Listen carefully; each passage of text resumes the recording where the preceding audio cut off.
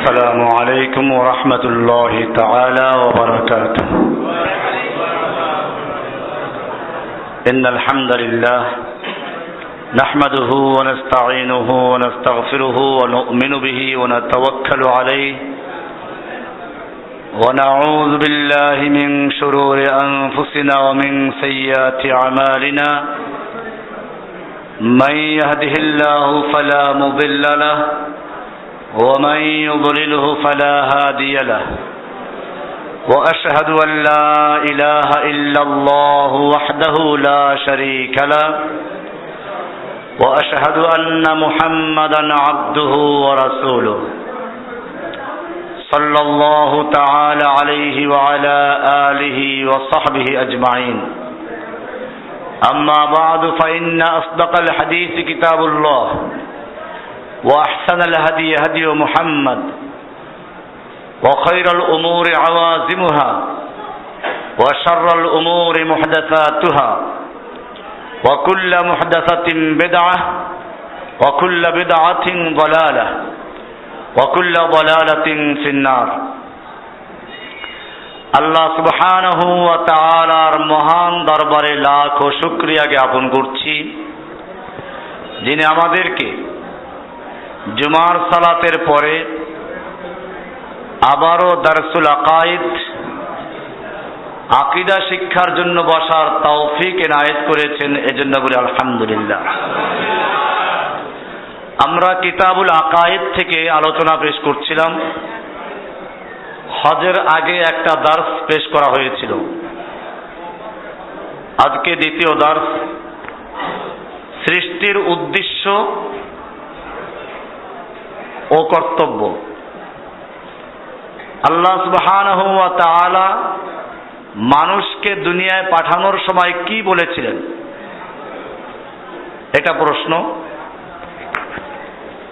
উত্তর দেওয়া আছে, মানব জাতিকে অর্থাৎ সর্বপ্রথম মানব আদম ও তার স্ত্রীকে এ দুনিয়ায় পাঠানোর সময় আদম আলাইহিস সালাতু ওয়াস সালাম একটু চিন্তায় পড়ে গেলেন। কেননা যে ইবলিস তাকে এবং তার স্ত্রীকে প্রতারিত করেছে, সেও তাদের সঙ্গে দুনিয়ায় অবতারিত হচ্ছে। তারপর আরো ভয়াবহ বিষয় হলো, আদম সন্তানদের বয়স হবে 60, 70 কিংবা 100 বছর। পক্ষান্তরে ইবলিসের বয়স হবে কিয়ামত পর্যন্ত। যখনই আদমের সন্তানগণ ইবলিসের ষড়যন্ত্র ও চক্রান্ত সম্পর্কে সামান্য অভিজ্ঞতা অর্জন করবে, তারপরেই তার মৃত্যুর ঘণ্টা বেজে যাবে। অপরদিকে ইবলিস তার সারা জীবনের অভিজ্ঞতাকে কাজে লাগিয়ে মানুষকে ধোঁকা দিবে। কোনো একটি কৌশল কাজে না লাগলে অন্য কৌশলে চেষ্টা করবে। এভাবে কোনো আদম সন্তানই তার চক্রান্ত থেকে রক্ষা পাবে না। এই কারণে আদম আলাইহিস সালাম ভীষণভাবে চিন্তায় পড়ে গেলেন। তখন আল্লাহ সুবহানাহু ওয়া তাআলা আদম আলাইহিস সালামকে এবং তার মাধ্যমে সমস্ত মানব জাতিকে যা বলেছিলেন তা পবিত্র কোরআনের এই আয়াতে ইরশাদ হয়েছে, কুলনা হাবিতু মিনহা জামিআ ফাইম্মা ইয়াতিয়ান্নাকুম মিন্নি হুদান ফামান তাবিআ হুদায়া ফালা খাউফুন আলাইহিম ওয়ালা হুম ইয়াহজানুন। সূরা বাকারা 2 নম্বর সূরার 38 নম্বর আয়াত। আল্লাহ সুবহানাহু ওয়া তাআলা বলছেন, আমি হুকুম করলাম তোমরা সবাই নিচে নেমে যাও, পৃথিবীতে নেমে যাও। অতঃপর যদি তোমাদের নিকট আমার পক্ষ থেকে কোনো হেদায়েত পৌঁছে, তবে যে ব্যক্তি আমার সে হেদায়েত অনুসারে চলবে, তার উপর কোনো ভয় নেই, তার কোনো চিন্তার কারণ নেই। আল্লাহ সুবহানাহু ওয়া তাআলা এখানে প্রতিশ্রুতি দিয়েছেন, অঙ্গীকার করেছেন, আমি তোমাদের কিতাব দিব, হেদায়েতের গাইড পাঠাবো, যারা এটা অনুসরণ করবে তাদের কোনো ভয় নেই।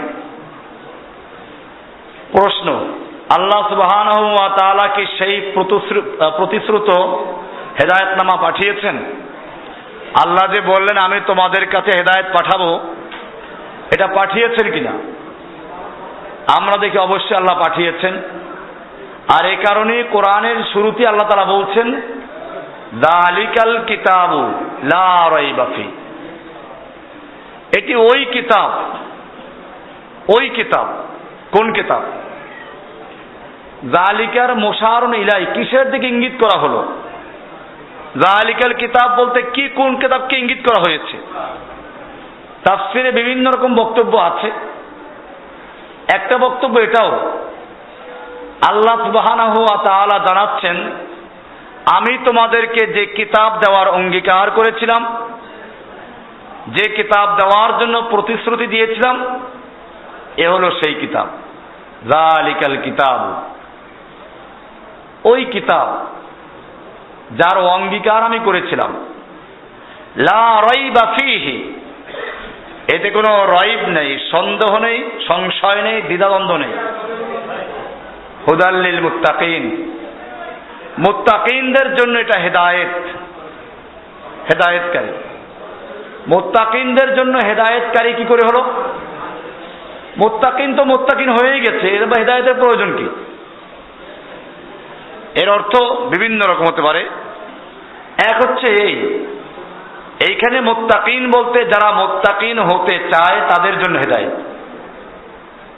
হুদাল লিল মুত্তাকিন, যারা তাকওয়া অর্জন করতে চায়, আল্লাহর পক্ষ থেকে হেদায়েত যারা চায়, এই কিতাব তাদের জন্য উপকারে আসবে।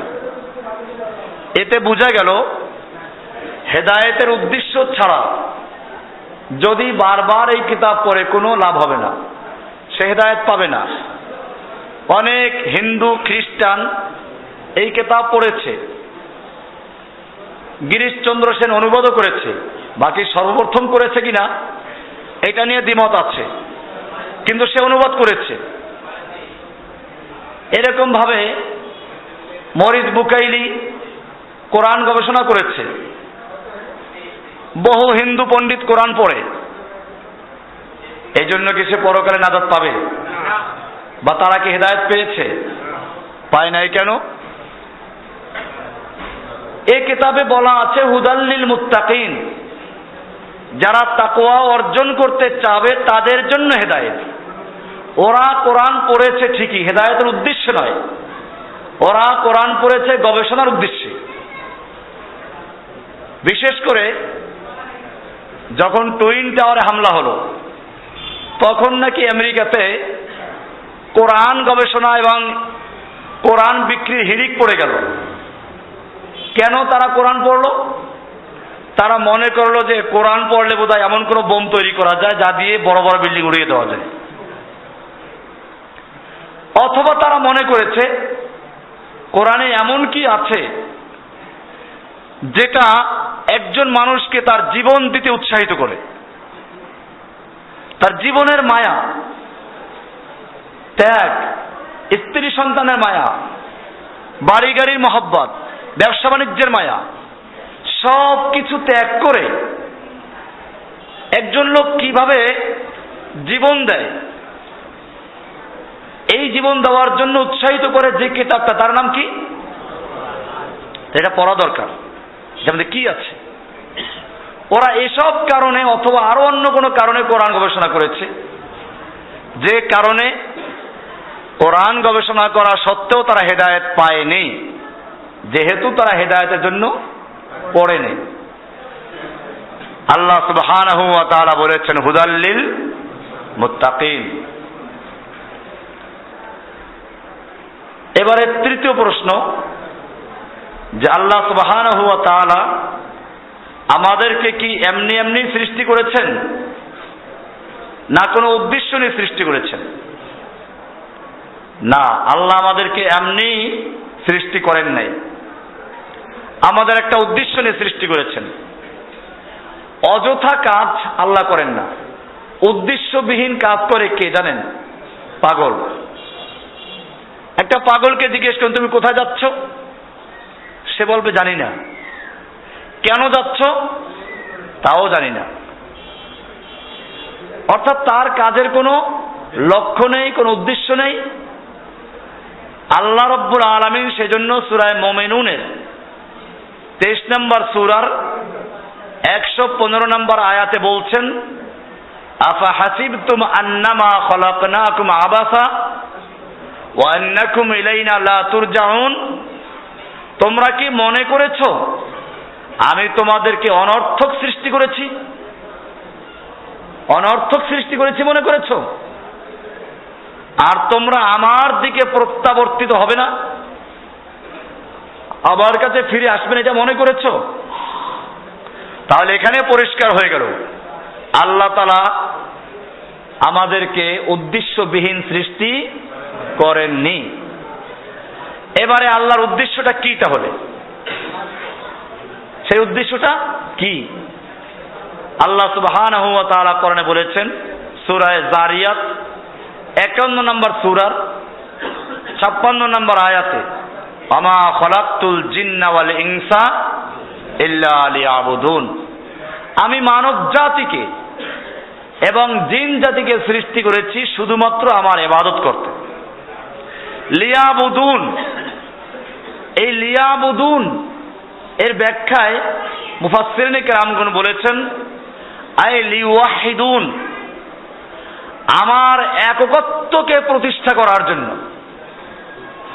আল্লাহর জমিনে আল্লাহর একত্ব, একচ্ছত্র সার্বভৌমত্ব প্রতিষ্ঠার জন্য। তাওহীদ, আমরা যেটাকে কি বলি? তাওহীদ বলি।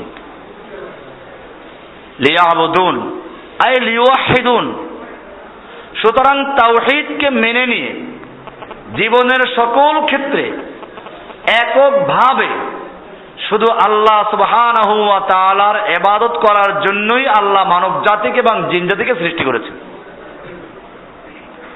আল্লাহর তাওহীদকে মেনে নিয়ে একচ্ছত্রভাবে আল্লাহর ইবাদত করার জন্য আল্লাহ সৃষ্টি করেছেন। এইখানে আল্লাহ ছাড়া যেমন অন্য কারো ইবাদত চলবে না, তেমন আল্লাহর ইবাদত করে অন্য কাউকে শরীক করাও চলবে না। আল্লাহ ছাড়া অন্য কারো ইবাদত করা চলবে না। আবার আল্লাহর ইবাদত করলো ঠিকই, সাথে কাউকে শরীক করলো, এটাও চলবে না। এটাই হচ্ছে আল্লাহর উদ্দেশ্য। মানুষ এবং জিন জাতির বিভ্রান্ত কিছু অংশ, বিভ্রান্ত কিছু লোক ছাড়া অন্য কোনো মাখলুক পাওয়া যাবে না যারা শিরিক করে অথবা পৌত্তলিকতায় লিপ্ত আছে। না, কেউই করে না। শুধু মানুষ এবং জিন জাতির একটা অংশ, বিভ্রান্ত অংশ শিরিকে লিপ্ত। এছাড়া সকলেই অন্য মাখলুক আল্লাহ তাওহীদকে মানে, সব মুসলিম। এটার উপর আমার অনেক লেকচার আছে। চন্দ্র সূর্য মুসলিম, কারণ তারা হুকুম মানে কার? আল্লাহ হুকুম দিয়েছেন সূর্যকে এই পথে চলো, সে ওই পথে চলে। চন্দ্রকে হুকুম করেছেন এই পথে চলো, সে চলে।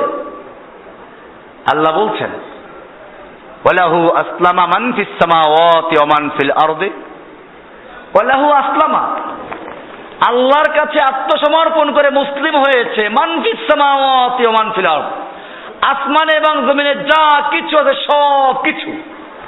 তাহলে পাহাড় পর্বত, চন্দ্র সূর্য, গ্রহ নক্ষত্র, আসমান জমিন, খাল বিল, নদী নালা, গাছগাছালি, মাছ ছাগল সব কি মুসলিম?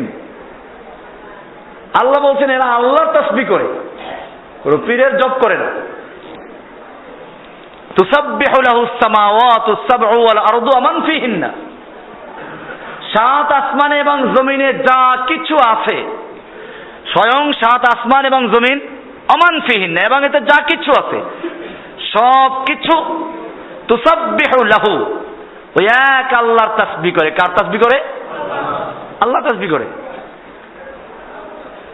এজন্য কোরআনের সূরা মারিয়মের 93 নম্বর আয়াত আল্লাহ বলছেন ইন কুল্লু মান ফিস সামাওয়াতি ওয়াল আরদি ইল্লা আতির রহমানি আবদা,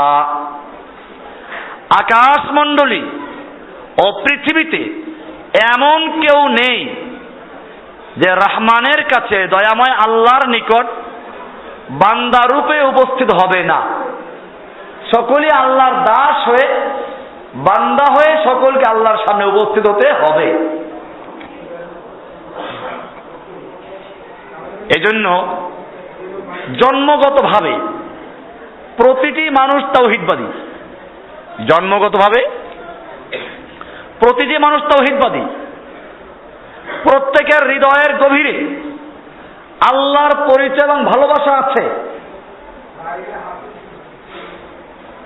এই জন্য একটা গান গায়, আল্লাহ আমার রব, এই রবই আমার সব, দমে দমে তনু মনে তারই অনুভব। তারই অনুভব হাদিসে বলা আছে। দেখেন মানুষ কি করে, ছোট বয়সে মায়ের সঙ্গে পরিচয় হয়, এরপরে কিন্তু মা দূর থেকে ডাক দিলে সে বুঝে যে আমার মা। একটু পরে আসতেছি। তো আল্লাহ রাব্বুল আলামিনও প্রত্যেকটা মানুষের অন্তরে আল্লাহর পরিচয়, আল্লাহর ভালোবাসা ঢেলে দিয়েছেন। হাদিস শুনুন, আল্লাহর রাসূল সাল্লাল্লাহু আলাইহি ওয়াসাল্লাম বলছেন, আন আবি হুরায়রা রাদিয়াল্লাহু তাআলা আনহু قال قال رسول الله صلى الله عليه وسلم ما من مولود إلا يولد على الفطرة। প্রতিটি শিশুই, এমন কোন শিশু নেই যে ফিতরাতের উপরে জন্মগ্রহণ করে না। প্রতিটি শিশুই ফিতরাত মানে আল্লাহর পরিচয়, আল্লাহর একত্ববাদ এবং আল্লাহর ভালোবাসা নিয়ে জন্মগ্রহণ করে। فأبواه يهودانه أو ينصرانه أو يمجسانه।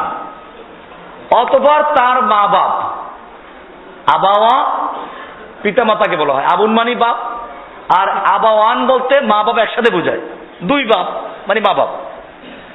আবাওয়াহু তার পিতা মাতা, ইউহাব্বিদানিহি তাকে ইহুদি বানিয়ে ফেলে, আও ইউনাসরানি অথবা নাসারা বানায়, আও ইউমাজ্জিসানি অথবা মজুসি অগ্নিপূজক বানায়।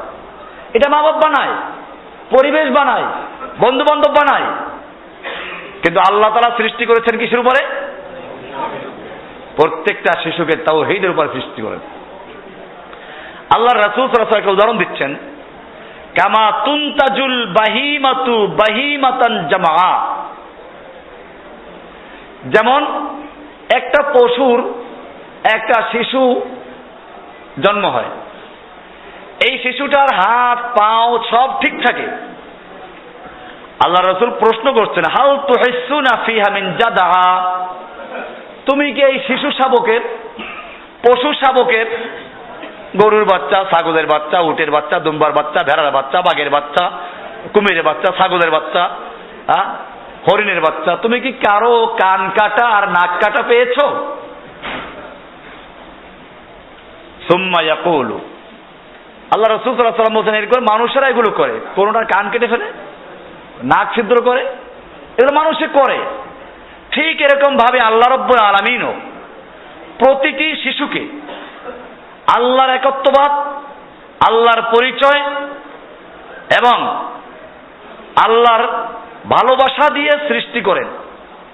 এরপরে তার পিতামাতা, তার সন্তান, তার সমাজ, তার বন্ধু বান্ধব, তার শিক্ষা দীক্ষা, তার সংস্কৃতি তাকে ভিন্ন চিন্তায় নিয়ে যায়। এরপরে আল্লাহ রাসূল সাল্লাল্লাহু আলাইহি ওয়াসাল্লাম কোরআনের দলিল পেশ করেছেন নিজের কথায়। বোঝা গেল দলিলবিহীন কোনো কথা বলা যাবে না। আল্লাহ রাসূল সাল্লাল্লাহু আলাইহি ওয়াসাল্লাম বললেন যে প্রতিটি শিশুকে ফিতরাতের উপরে জন্ম দেওয়া হয়। এটার দলিল কি? আল্লাহ রাসূল সাল্লাল্লাহু আলাইহি ওয়াসাল্লাম দলিল পেশ করছেন, ফিতরাতাল্লাহিল্লাতী ফাতারান নাস আলাইহা, সূরা রুম 30 নম্বর সূরার 30 নম্বর আয়াত। 30 নম্বর সূরার 30 নম্বর আয়াত আল্লাহ বলছেন, ফিতরাতাল্লাহিল্লাতী ফাতারান নাস আলাইহা লা তাবদীলা লিখালকিল্লাহ যালিকা দ্বীনুল কাইয়্যিম। এটাই ফিতরা, আল্লাহর একত্ববাদী দ্বীনের উপর প্রতিষ্ঠিত থাকা, এটা আল্লাহর প্রকৃতি, আল্লাহর ফিতরাত, ন্যাচারাল বিষয়, স্বভাবগত বিষয়। ফিতরাত মানে যেটা স্বভাবগত, ন্যাচারাল ভাবে যেটা হয়ে যায়, ওটার নাম হচ্ছে ফিতরাত। মানে এটা স্বভাবগত ভাবেই প্রতিটি শিশুর মধ্যে আল্লাহর ভালোবাসা, আল্লাহর পরিচয়, আল্লাহর তাওহীদ থাকে, যার উপর তিনি, এটা আল্লাহর স্বভাব, আল্লাহরও এটা স্বভাব, যার উপর তিনি মানব সৃষ্টি করেছেন। আল্লাহর সৃষ্টির কোনো পরিবর্তন নেই, এটাই সরল দিন। সূরা রুমের 30 নম্বর আয়াত। আর এই হাদিসটা আছে বুখারীর 4775 নম্বর হাদিস, মুসলিমের 6926 নম্বর হাদিস, মুসনাদে আহমদের 12499 নম্বর হাদিস। বাস্তবেই প্রকৃত অর্থেই একটি শিশু শাবক নিখুঁত ও পরিপূর্ণ দুটো কান সহ সর্বাঙ্গীন পরিপূর্ণতা নিয়ে জন্মগ্রহণ করে, কিন্তু মানুষ তার কান কেটে তাকে বিশ্রী ও ত্রুটিযুক্ত করে ফেলে। এভাবে একটি মানব শিশু আল্লাহর পরিচয়, আল্লাহর ভালোবাসা ও একত্ববাদী চেতনা নিয়ে জন্মগ্রহণ করার পর পিতামাতা, বন্ধুবান্ধব, পীর ফকির কর্তৃক বিভ্রান্ত হয়ে সে শিরকে, বেদাতে, অগ্নিপূজায় লিপ্ত হয় এবং কান কাটা পশু শাবকের মতোই অসুন্দর, বিকৃত ও ত্রুটিযুক্ত হয়ে যায়। এক পর্যায়ে সে হারিয়ে ফেলে মহান স্রষ্টার প্রকৃত পরিচয়। এভাবে সে ভুলে যায়। স্বভাবগতভাবেই প্রতিটি মানুষ একাত্মবাদী চেতনা সহ আল্লাহর ইবাদত করার মনোবৃত্তি নিয়েই দুনিয়ায় আগমন করে। ইবাদত ও দাসত্ব তার প্রকৃতিগত বিষয়ে সে কোনো না কোনো সত্তার দাসত্ব করবেই, এটা মানুষের স্বভাব। মানুষ কারো না কারো গোলামি করবে, দাসত্ব করবে, এই মানসিকতা নিয়েই সে আসে আল্লাহ দাসত্ব করার জন্য। এই জন্যই একমাত্র ইবাদত ও দাসত্ব তার প্রকৃতিগত বিষয়ে সে কোনো না কোনো সত্তার দাসত্ব করবেই, এটা তার স্বভাবগত বিষয়। দাসত্ব মানুষের ন্যাচারাল বিষয়। এই জন্যই একমাত্র মাবুদের পরিচয় হারিয়ে ফেললে, মাবুদের পরিচয় তার দাসত্ব করা দরকার, তার পরিচয় হারিয়ে ফেললে তখন কি করে? তখন শত সহস্র কৃত্রিম অসত্য মাবুদের ইবাদত করে সে তার প্রকৃতিগত দাসত্ব প্রবৃত্তির উপশম করতে প্রয়াস পায়। আসল যার দাসত্ব করা দরকার তাকে ভুলে গেছে, এখন দাসত্ব তাকে করতে হবে। তখন কার করবে? এখন 33 কোটি দেবদেবের কি করে? দেবতার সে দাসত্ব করে। এখন সে নেতা নেত্রীর দাসত্ব করে। যার দাসত্ব করা দরকার ছিল তাকে সে ভুলে গেছে। তার সংস্কৃতি, তার শিক্ষা, তার সমাজ তাকে আল্লাহর পরিচয় ভুলিয়ে দিয়েছে। এখন সে গোলামি করে কার? তার বসের গোলামি করে, মন্ত্রীর গোলামি করে, এমপির গোলামি করে। আপনারা দেখেন নাই যে রাজনৈতিক কর্মীগুলো যে আছে, নেতাকে খুশি করার জন্য যা ইচ্ছা তাই করতে পারে। নেতার নামে কেমনে জিকির করে, নির্বাচন দেখেন নাই? আমি মালিবাগে ছিলাম যখন, তো মালিবাগ পশ্চিম শান্তিবাগ মসজিদের খতিব ছিলাম। ওখানে থাকা অবস্থায় মির্জা আব্বাস ছিল, উদাহরণস্বরূপ বলছি, আমি মির্জা আব্বাসের বিরুদ্ধে বলছি না। মির্জা আব্বাসের স্লোগান চলছে, তো মিছিলের সামনে পড়ে গেলাম। তো জিকির কেমনে করে দেখেন, এক দলে বলে মির্জা, আর এক দল বলে আব্বাস। মির্জা আব্বাস, মির্জা আব্বাস। আমি মিলাইলাম ওই যে পীর সাহেবের মুরিদদেরকে গায়ে লা ইলাহা ইল্লাল্লাহ, ওই জিকির চলছে। এই যে জিকির গুলো করে, এর বিনিময়ে কি পাবে সে? হয়তো কোনো পদ পাবে, নইলে কয়েকটা বিস্কুট পাবে, চকলেট পাবে, এই তো পাবে। এই জন্য তারা কি জিকির করছে? খালেদা জিয়ার জিকির করে। একদিকে একদল বলে খালেদা, আরেক দল বলে জিয়া। খালেদা জিয়া, খালেদা জিয়া, জিয়া খালেদা, উল্টাইয়া পাল্টাইয়া। ঠিক পিছনে মুরিদরা যা করে, ইল্লাল্লাহ লা ইলাহা, লা ইলাহা ইল্লাল্লাহ। ওরা কি করে? মিল আছে। কারণ যখন এক আল্লাহর ইবাদত বাদ দিয়ে বহু ইলার ইবাদত করবে, তখন সবাই এক কারবারই করবে, উল্টাইবে, ঘুরাইবে, ফিরাইবে, এই কাজগুলোই করবে।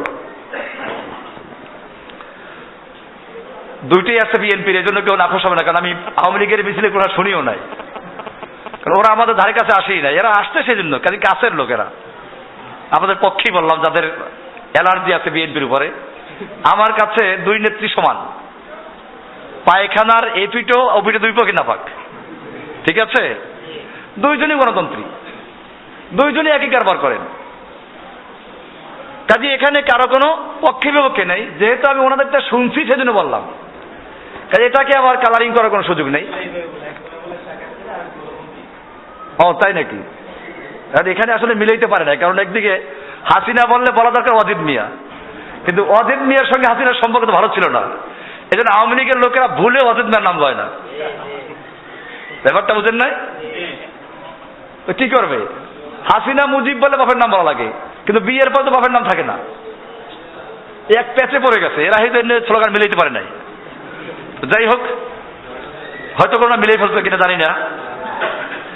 আসুন তাহলে যেটা আমি এখানে লিখেছি সেটা হলো এই, যে এক মাবুদের যার আনুগত্য করা দরকার, যার দাসত্ব করবে, তার পরিচয় যখন ভুলে যায়, তখন সে তো দাসত্ব তো করবে কারো, তখন ওই এক আল্লাহর দাসত্বের পরিবর্তে কি করে? অসংখ্য শত সহস্র কি করে? মনিবের দাসত্ব এরা করে।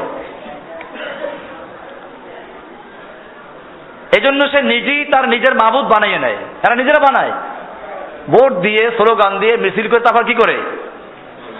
নিজেদের মাবুদ তৈরি করে নেয়, বানিয়ে নেয়। এই পথহারা মানুষকে প্রকৃত সত্য মাবুদের দিশা দেওয়ার জন্যই যুগে যুগে প্রেরিত হয়েছেন নবী ও রাসূলগণ। তারা স্মরণ করিয়ে দেন সেই পরম প্রিয় জনের পরিচয়, যার স্মরণ ব্যতীত মানব হৃদয় কোনো কিছুতেই শান্তি পেতে পারে না। স্মরণ করিয়ে দেয় তারা, খালি পরিচয় আগের থেকে আছে, ভুলে গেছে, ওইটা স্মরণ করাইয়া দেয়। এই স্মরণ করাইয়া দেয় বলেই কিন্তু আল্লাহর জিকির করলে মনে শান্তি আসে। একটা শিশু তার মাকে হারিয়ে ফেলেছে,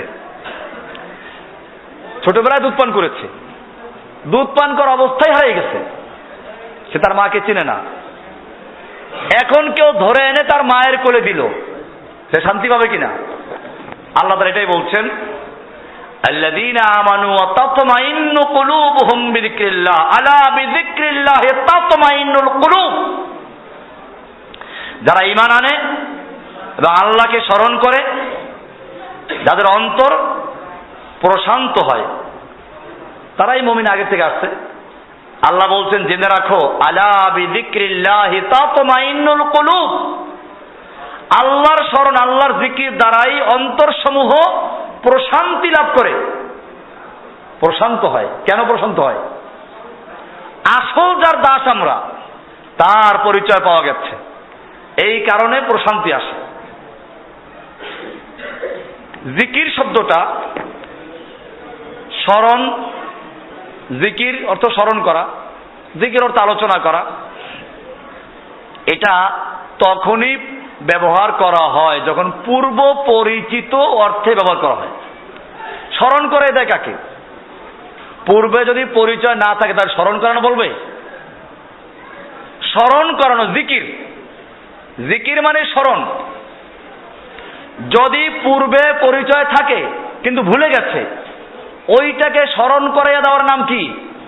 জিকির। আসুন, এই জন্য আল্লাহ তাআলা আল্লাহর আলোচনাকে জিকির বলা হয়েছে। আল্লাহর আলোচনাকে জিকির বলা হয়েছে। সূরা হিজরের 15 নম্বর সূরা 9 নম্বর আয়াত দেখবেন। আবার এই কোরআনকে তাযকিরা বলা হয়েছে, ইন্না হাযিহি তাযকিরাহ ফামান শাআ যাকারা ফি সুহুফিন মুকাররামা। সূরা আবাসা 80 নম্বর সূরার 11 নম্বর আয়াত আল্লাহ বলছেন তাযকিরা। কোরআনকে বলছে তাযকিরা। তাযকিরা মানে কি? তাযকিরা মানে হলো যে স্মরণ করে দেয়, স্মরণিকা। আবার সূরা আনআম 6 নম্বর সূরার 90 নম্বর আয়াতে আল্লাহ বলছেন যিকরা। যিকরা কোরআনের নাম কি বলা হয়েছে? স্মরণিকা। আবার রাসূল সাল্লাল্লাহু আলাইহি সাল্লামকে আল্লাহ বলছেন মুযাক্কির। কি বলছেন? স্মরণ করাইয়া দেয় যে, তার নাম কি? স্মরণ করানেওয়ালা। এটা আছে সূরায়ে গাশিয়া 88 নম্বর সূরার 81 নম্বর আয়াত। আল্লাহ বলছেন ইন্নাকা আনতা মুযাক্কির, ইন্নামা আনতা মুযাক্কির, ইন্নামা আনতা মুযাক্কির। নিশ্চয়ই আপনি একজন স্মরণ দাতা। এখন স্মরণ করাইয়া দেওয়া, কোন জিনিস স্মরণ করে দেয়?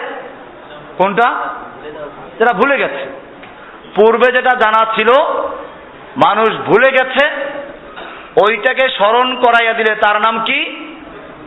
জিকির, তার নাম মুযাক্কির, তার নাম তাজকিরা, তার নাম যিকরা।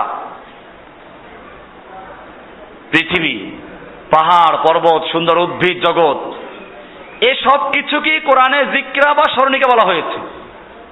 কারণ এইগুলো আল্লাহর পরিচয় স্মরণ করাইয়া দেয়। হ্যাঁ, সব কিছু কি করে? আল্লাহর পরিচয় স্মরণ করাইয়া দেয়। এই সব কিছুই পাহাড় পর্বত বলেন, চন্দ্র সূর্য বলেন, কেমনে? আপনি ছাগলের লাদা দেখলে বুঝতে পারেন যেখান থেকে ছাগল চলে গেছে। পায়ের ছাপ দেখে বুঝতে পারেন এখান থেকে গরু, ছাগল না মহিষ না বাঘ কি চলে গেছে। ছাগলের পদচিহ্ন দেখলে ছাগল বোঝা যায়। গরুর পদচিহ্ন দেখে গরুর পরিচয় পাওয়া যায়। বাঘের পদচিহ্ন দেখে বাঘের সন্ধান পাওয়া যায়। হাতির পদচিহ্ন দেখে হাতির পরিচয় পাওয়া যায়। মানুষের পদচিহ্ন দেখে মানুষের পরিচয় পাওয়া যায়।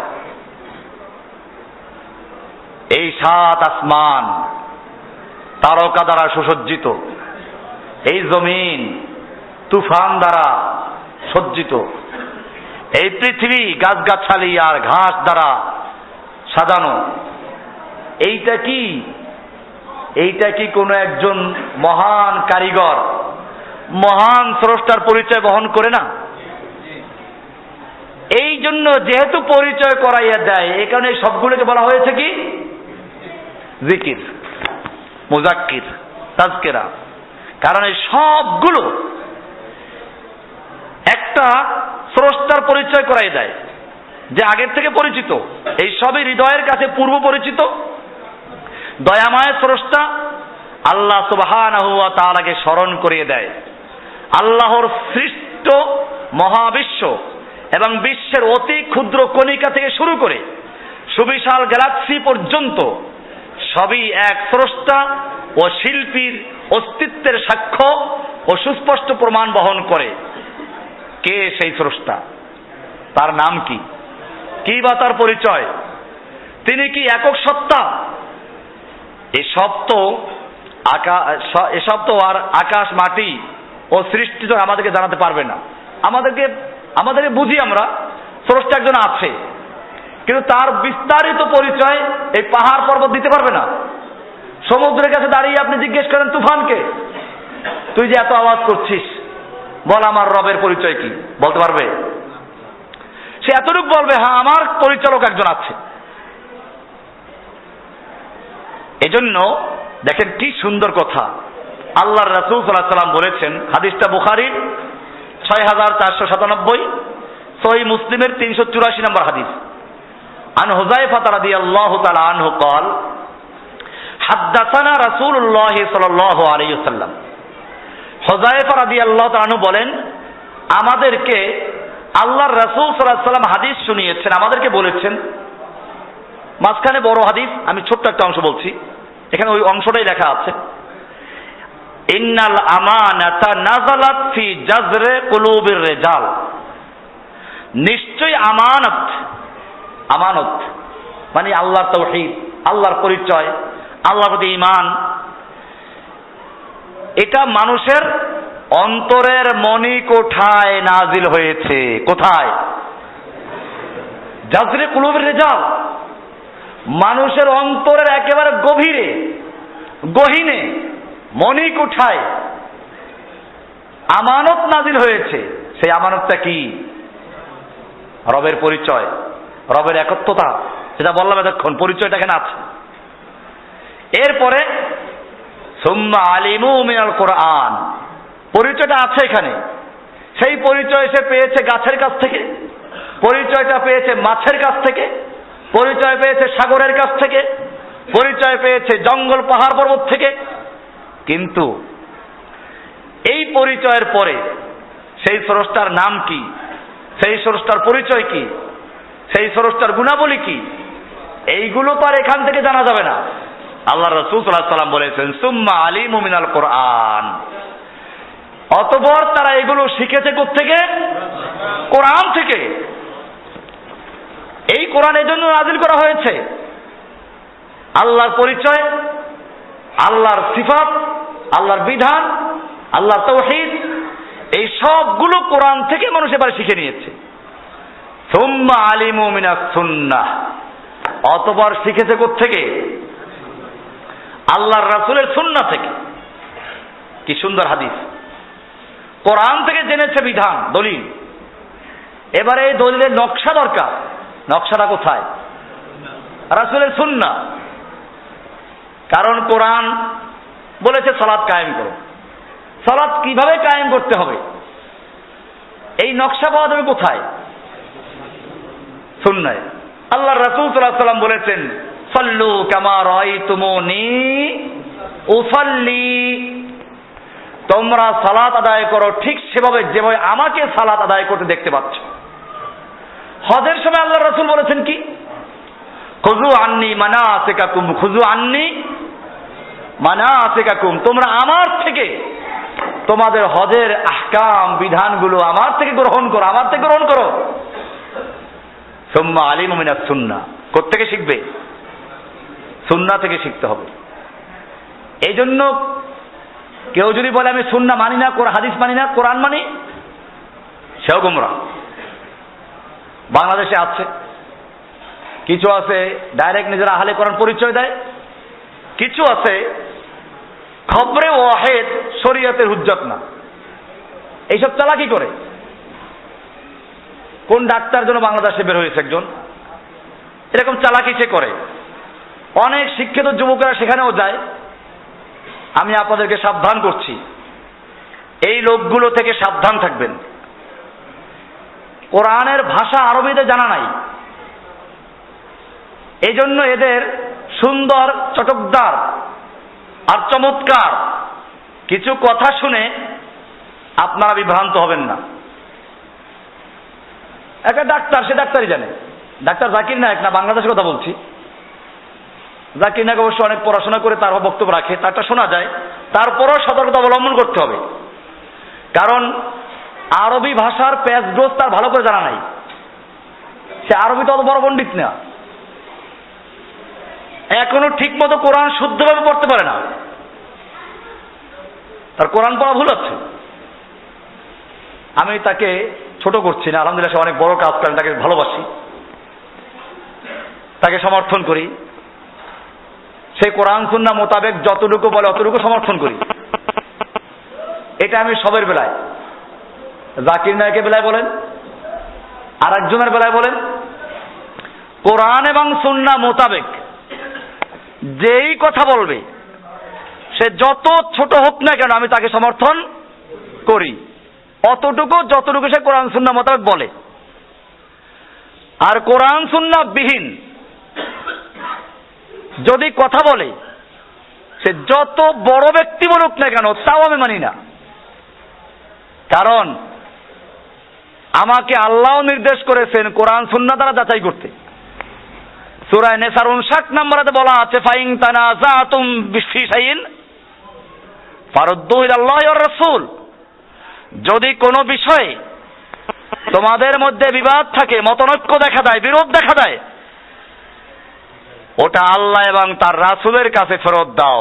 আল্লাহর কাছে ফেরত দেওয়ার মানে হচ্ছে কোরআনের সঙ্গে মিলাও, রাসূলের সঙ্গে ফেরত দেওয়ার মানে হচ্ছে সুন্নাহর সঙ্গে মিলাও। আল্লাহর রাসূল সাল্লাল্লাহু আলাইহি ওয়াসাল্লাম কথা বলেছেন, তারাকতু ফীকুম আমরাইন, আমি তোমাদের মাঝে দুটো জিনিসকে রেখে যাচ্ছি, লান তাদিল্লু মা তামাসসাকতুম বিহিমা, তোমরা গোমরা হবে না, পথভ্রষ্ট হবে না, পদচ্যুত হবে না, যতক্ষণ পর্যন্ত ওই দুটো জিনিসকে তোমরা শক্তভাবে ধরে রাখবে। সেই দুইটা জিনিস কি? বড় বড় পীর, বড় বড় মুফতি, বড় বড় মুহাদ্দিস, সংখ্যাগরিষ্ঠ মানুষ না। আল্লাহর রাসূল সাল্লাল্লাহু আলাইহি ওয়াসাল্লাম পরিষ্কার করে দিয়েছেন, সেই দুটো জিনিস হচ্ছে কিতাব আল্লাহি ওয়া সুন্নতি। একটা হচ্ছে আল্লাহর কিতাব কোরআন, আর একটা আমার সুন্নাহ, আমার তরিকা, আমার কথা, আমার কাজ। এজন্য কোরআন মানবে আর হাদিস মানবে না। এখন একদল বের হয়েছে, এরা কোরআন মানে দাবি করে। তো কোরআনে তো বলা আছে আকিমিস সালাতা তারাফাইন নাহার ওয়া যুলাফা মিনাল লাইল, দিনের দুই অংশে এবং রাতের কিছু অংশে সালাত আদায় করো, কাজেই 3 ওয়াক্ত সালাত। আবার এই 3 ওয়াক্ত যে সালাত আদায় করবে তা পাবে কোথায়? কয় রাকাত পড়বে? কিভাবে আদায় করবে? রুকু আগে না সিজদা আগে? তাসবিহ তাহলিল কি পড়বে? এখন তাদের সালাত কেমনে তা আমার জানা নাই অবশ্য। কেমনে সালাত আদায় জানা আছে কারো? বাড্ডার কারা জানেন না? বাড্ডায় তো আছে এরা। আমাদের অনেক ভাইকে তারা বিভ্রান্ত করতে পেরেছে। আর আমাদের ভাইগুলো আলহামদুলিল্লাহ এমন, ওই একদল আছে পীরের মুরিদ, আর এখন হলো যেদিকে ঝুঁকে তার মুরিদ। মাশাআল্লাহ, আলহামদুলিল্লাহ, আপনার ধারণা আলহামদুলিল্লাহ ভালো। আমি এই ভাইকে বলিও নাই, আমাদের কিছু লোক আছে। এই তাকলিদ, অন্ধ অনুকরণ করা যাবে না। আলহামদুলিল্লাহ আপনাদের উপর সে ধারণা আমার আছে, সুধারণাই আছে, এবং আপনাদের এতটুকু কোরআন সুন্নাহর প্রতি ভালোবাসা আছে বলে আপনারা কষ্ট করে এখানে আসেন। আল্লাহ তাআলা আপনাদেরকে কোরআন সুন্নাহর জ্ঞান দান করেন এবং আমল করার তৌফিক দান করেন। যাই হোক, বলছিলাম এই লোকগুলো দাবি করে কোরআন মানি। তো কোরআন মানলে কোরআনে কি সালাতের এই তাকবীরের তাহরিম থেকে শুরু করে সালাম ফেরানো পর্যন্ত বিষয়গুলো আছে কোরআনে? এজন্য সুম্মা আলিমু মিনাস সুন্নাহ, সুন্নাহ থেকে শিখতে হবে এগুলো, নইলে সে হারিয়ে যাবে। অনেকে আছে ফিকহ মানে না।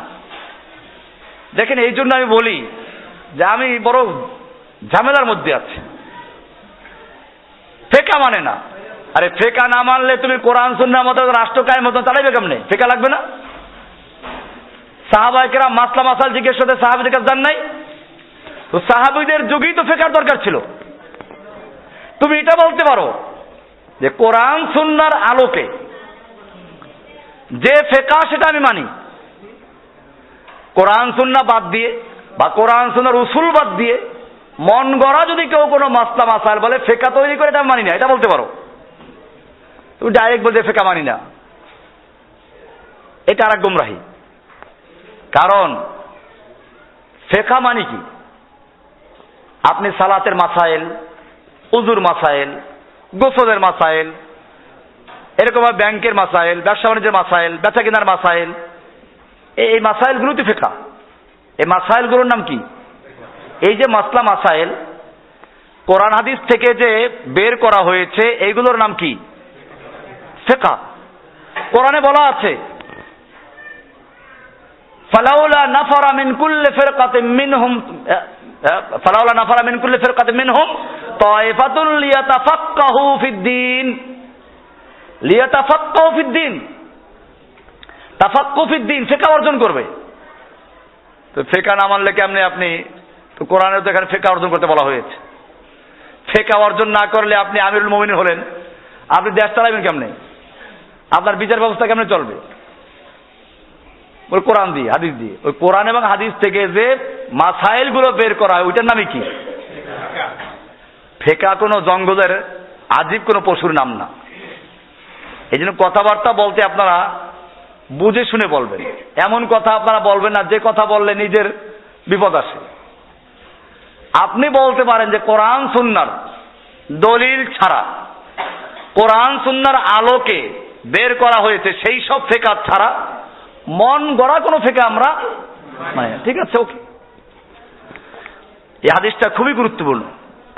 আল্লাহ রাসূল সাল্লাল্লাহু আলাইহি ওয়াসাল্লাম বলেছেন আন্নাল আমানাতা নাযালাত ফি জাযরে কুলুবির রিজাল, আমানত মানুষের অন্তরের গহীনে, অন্তরের মণিকোঠায় আমানত নাজিল করা হয়েছে। সেই আমানত হচ্ছে আল্লাহর ভালোবাসা, সে আমানত হচ্ছে আল্লাহর পরিচয়, আল্লাহর তাওহীদ। এরপরে এই তাওহীদের পরিচয় পেয়েছে, আল্লাহর পরিচয় পেয়েছে আল্লাহর সৃষ্টি দিয়ে। এরপরে পরিচয় পাওয়ার পরে এখন বিস্তারিত বিধান জানছে কোত্থেকে? কোরআন থেকে। সুম্মা আলিমু মিনাল কোরআন, অতঃপর তারা শিখেছে কোত্থেকে? কোরআন থেকে। কোরআন থেকে শিখলো। তারপর আল্লাহ রাসূল বলেন সুম্মা আলিমু মিনাস সুন্নাহ, অতঃপর শিখেছে সুন্নাহ থেকে। আপনি বলবেন যে কোরআন থেকে তো শিখলাম, সুন্নাহ দরকারটা কি? বলতে পারেন এরকম? যারা দাবি করে আহলে কোরআন তারা এই কথাটাই বুঝায় যুবকদেরকে।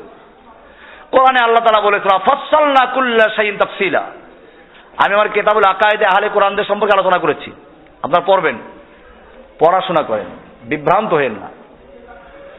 তারা দলিল দেয় কি? সব দলিল দেওয়া আছে ওখানে। তারা বুঝায় কোরআনে বলা আছে, আল্লাহ বলছেন সব কিছু বিস্তারিত আলোচনা করেছি। তো সব তো বিস্তারিত কোরআনে আছে, আবার হাদিসের কি প্রয়োজন? কোরআনে বলা আছে তিবিয়ানাল লিকুল্লি শাই, সবকিছু স্পষ্ট বর্ণনা আছে কোরআনে, হাদিসের কি প্রয়োজন? তাছাড়া হাদিস তো আল্লাহ রাসূলের যুগে লেখা হয় নাই, পরে লেখা হয়েছে। এর উপরে কিভাবে নির্ভর করা যায়? কয়েকদিন পর বলবে কোরআনও তো রাসূলের যুগে এরকম ভাবে মুসাফে ছিল না, মুখস্থ ছিল, বিভিন্ন জায়গায় টুকরো টুকরো ছিল, এটাও কেমনে মানা যায়? বলবে এরকম। হ্যাঁ জি বলি নাই। হ্যাঁ হ্যাঁ আচ্ছা আচ্ছা ঠিক আছে, মানে আহলে কোরআনদের সম্পর্কে নাকি ওই হাদিস সম্পর্কে? তো হাদিসকে তারা এভাবে অস্বীকার করবে, অথচ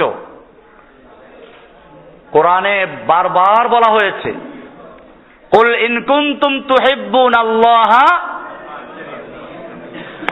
ফাত্তাবিউনি, হে নবী আপনি মুসলিম জাতিকে জানিয়ে দিন, মুমিনদেরকে জানিয়ে দিন, যদি তোমরা আল্লাহকে ভালোবাসতে চাও তাহলে আমার ইত্তেবা করো, আমার আনুগত্য করো।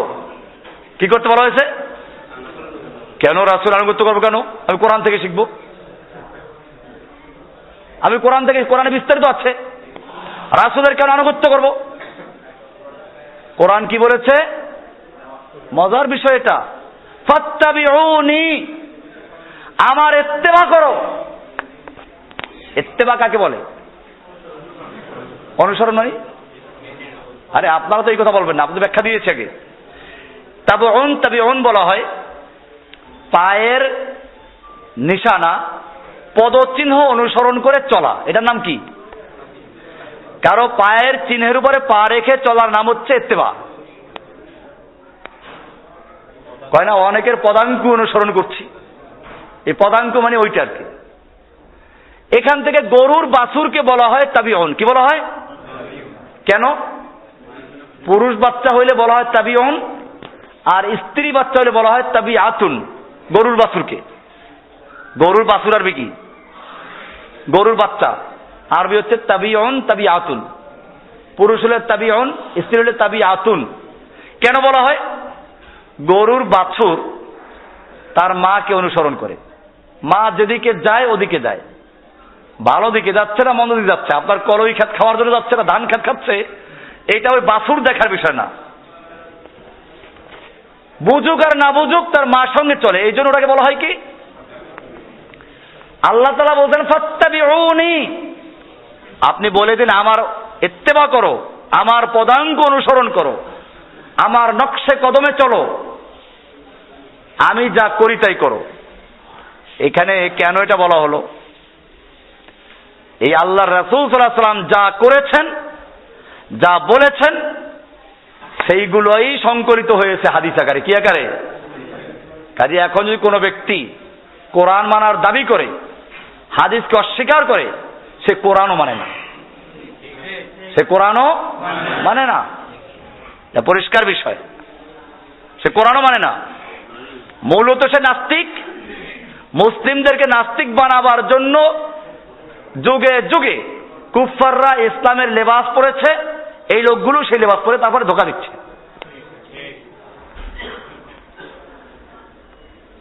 এই হাদিসটা রেফারেন্স দেওয়া আছে, আপনারা এই কিতাবুল আকায়েদ থেকে দার্স দিচ্ছি আমি, এই কিতাবটা পড়বেন। যে দার্স দেওয়া হচ্ছে এই জন্য, যদি আমাদের ভাইরা অনেকেই বলছে যে আসলে পড়া হয় না, তো লেকচার দিলে শোনা হলো, এবং এটা অন্য অন্য ভাইরা যারা দূরে আছে তারাও শুনলো, এবং তারাও কিতাবকে নিজেরা পড়ে পরে বুঝলো। না এই গভীর জিনিসগুলো, এই কিতাব তার পীর সাহেবের কাহিনী না। এই যে দার্সগুলো প্রত্যেকটা ইলমি বিষয়, এই বিষয়গুলো বুঝতে চিন্তা করতে হবে। আপনারা পড়বেন।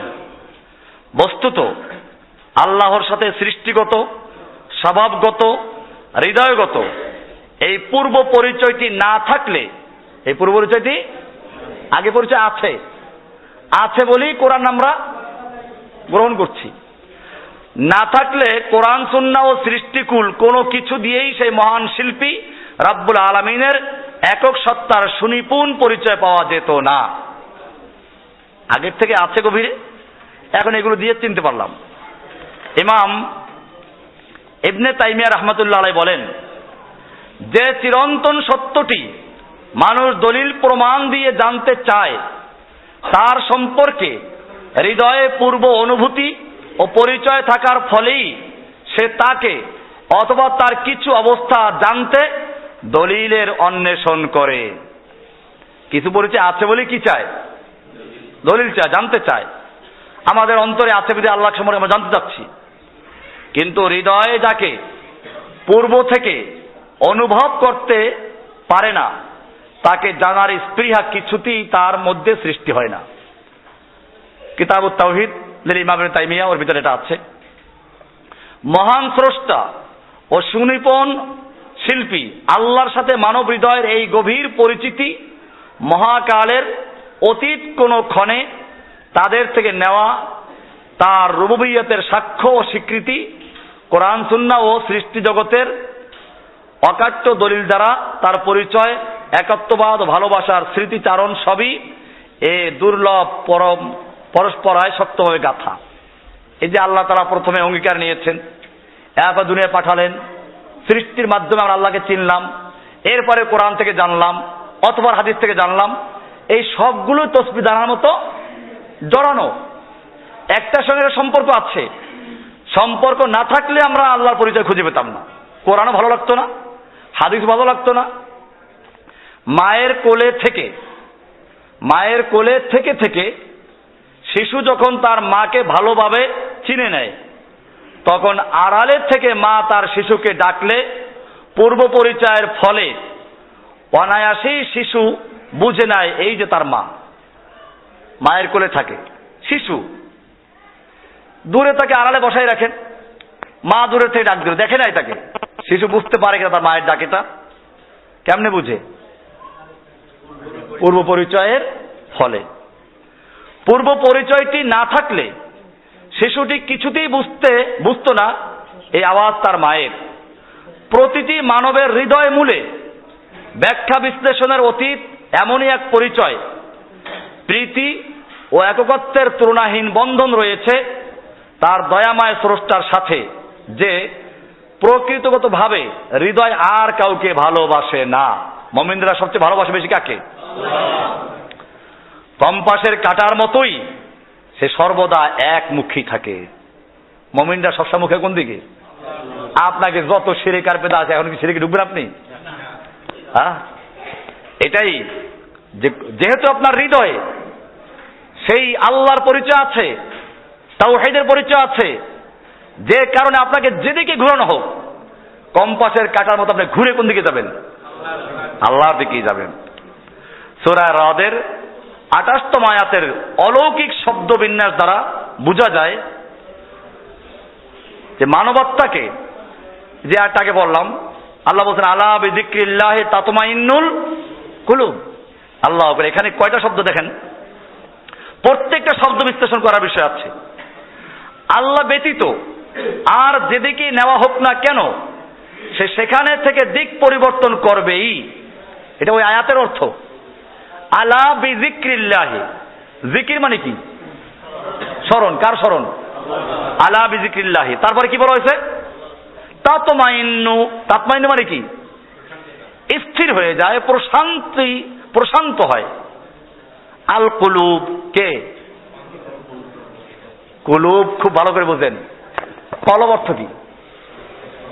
কলব অর্থ কি? আপনারা এটা বোঝার চেষ্টা করেন। আমি এই লেকচারটা আগে দিয়েছি 100 কোন জায়গায়, আমার ওই যে একটা আত্মশুদ্ধির লেকচার আছে, ওখানে আছে এটা। কলব মানে হচ্ছে বারবার পার্শ্ব পরিবর্তনকারী। কলব মানে কি? পার্শ্ব পরিবর্তনকারী। কলব কাকে বলে? কলবকে কলব এই জন্যই বলে যে ওটা বারবার বদলায়। এই এখন বর্ষা আছে নাকি এক আকিদে নিয়ে উঠলে পরে শয়তান হামলা করবে, তখন দুনিয়ার মধ্যে চলে যাবেন। তো এই জন্য কলবকে কলব বলা হয়। কলব মানে কি? তাহলে এবারে অর্থ করেন, বারবার পার্শ্ব পরিবর্তনকারী ঘূর্ণনময় চিত্ত আল্লাহর জিকিরে স্থির হয়ে যায়। আলা বিযিক্রিল্লাহি তাতমাইন্নুল কুলুব। আলা বিযিক্রিল্লাহি, এই বইটা লেখা আছে, দেখেন, আপনারা পড়ে নেবেন পরে। আয়াতটির শব্দবিন্যাস নিম্নরূপ: যিকরুল্লাহ, আল্লাহর স্মরণ; তাতমাইন্নু, স্থির হয়ে যায়; আল কুলুবু, সদা বিচরণশীল, সদা বিচরণ, যে সবসময় ঘুরতে থাকে। কলব কি বসে থাকে নাকি? আপনি ঘুমাইলেও সব করতে দেখে, ওটা ভিন্ন জিনিস। আবার আপনি ঘুমাইলেও কি কলব বসে থাকে নাকি? কলব কি করে? কোন কাজ না থাকলে স্বপ্ন দেখে। কাজ কি করে? এই জন্য কলবকে কলব বলা হয়। সদা বিচরণশীল, পার্শ্ব পরিবর্তনকারী অন্তর, অর্থাৎ মানবাত্মা আল্লাহর প্রণয়, প্রীতি ও স্মরণ না পেলে অস্থিরতা হেতু পার্শ্ব পরিবর্তন করতে থাকে। একবার এই পাশে যায়, এই দরবারে যায়, ওই দরবারে যায়। জানেন না এরশাদ সাহেবের পীর কজন মানে জানেন নাকি? একবার মানিকগঞ্জ, একবার চরমনাই, একবার আট্টসি। হ্যাঁ, কত দরবার যে লোকটা ঘুরলো। তো এই যে পার্শ্ব পরিবর্তনকারী, যতক্ষণ পর্যন্ত আল্লাহর জিকির পর্যন্ত না যাওয়া, ততক্ষণ কি করে থাকবে? স্থির হবে কোথায়? কম্পাসের কাঁটা ঘুরতে থাকবে যতক্ষণ পর্যন্ত তার নির্দিষ্ট দিকে সে না ফিরবে, পার্শ্ব পরিবর্তন থাকবে। আর যখনই প্রণয় প্রীতি হেতু স্মরণ রূপে সারাবান তহর পেয়ে যায়, তখনই সে অস্থিরতা ও দিক পরিবর্তন ত্যাগ করে মুতমাইন ও সুস্থির হয়ে যায়। আলা বিযিক্রিল্লাহি তাতমাইন্নুল কুলুব। শিশুকালে পৃথিবীর পরিবেশজনিত কারণে অন্তর বাধা থাকে মায়ের সাথে। কার সাথে? পার্শ্ব পরিবর্তনটা একটা রূপ দেয় এখানে। দেখ কেমনে পার্শ্ব পরিবর্তন করে। শিশু সময়ে পরিবেশগত কারণেই শিশুর অন্তরটা ওই সময় থাকে কার দিকে? মায়ের দিকে। কৈশোর ও যৌবনের প্রথম পর্বে বাধা থাকে খেলার সঙ্গীদের সাথে। এ সময় যায় কোথায়? মা বাবা কত বাধা দেয়, পড়তে বসো, কোন ফাঁকে চলে গেছে, কারণ ওই যে বন্ধুরা সব বসে আছে মাঠে। তারপরে পরিণত বয়সে বাধা থাকে জীবন সঙ্গীর সাথে। বিয়ে করলে পরে কার সাথে? বউয়ের সাথে তার অন্তরটা বাধা থাকে।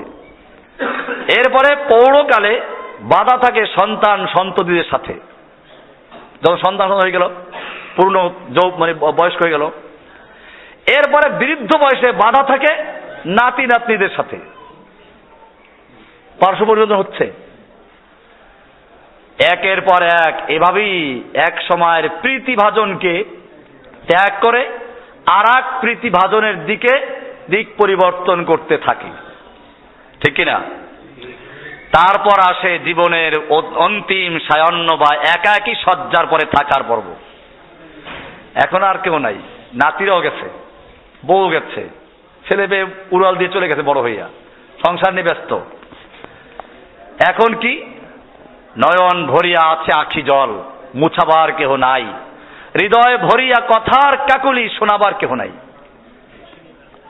তারপরে এই অসহায়ত্বের পরিসমাপ্তি ঘটে পৃথিবীর সব প্রিয়জনকে চিরদিনের জন্য চির বিদায় দেওয়ার মাধ্যমে।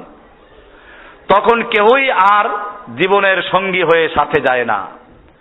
অতএব মানবত্বাকে তার পরমাত্মীয় চিরস্থায়ী বন্ধু মহান রব্বুল আলামিনের সাথে বেঁধে দেওয়াই হচ্ছে অসহায়ত্ব, একাকিত্ব, চিরসঙ্গীহীনতা ও ধ্বংসের হাত থেকে বাঁচার উপায়। এটাই হলো বাঁচার উপায়। আলা বিযিক্রিল্লাহি তাতমাইন্নুল কুলুব। এই জন্য আল্লাহ তাআলা বলছেন, ফাতিরাস সামাওয়াতি ওয়াল আরদ আনতা ওয়ালিয়্যি ফিদ দুনিয়া ওয়াল আখিরাহ। আকাশ ও পৃথিবীর স্রষ্টা আল্লাহ, আপনি আমার পরম বন্ধু ইহকালের ও পরকালের। পরম বন্ধু কে? কারণ সব বন্ধু উড়াল দিয়ে চলে যাচ্ছে, সব বন্ধু চলে যাচ্ছে, সর্বশেষ আবার সেই বন্ধুর কাছে আমাকে ফিরে যেতে হবে। এই বন্ধুর কাছে ফিরে যাওয়াটাই হচ্ছে আমাদের জীবনের লক্ষ্য, জীবনের উদ্দেশ্য।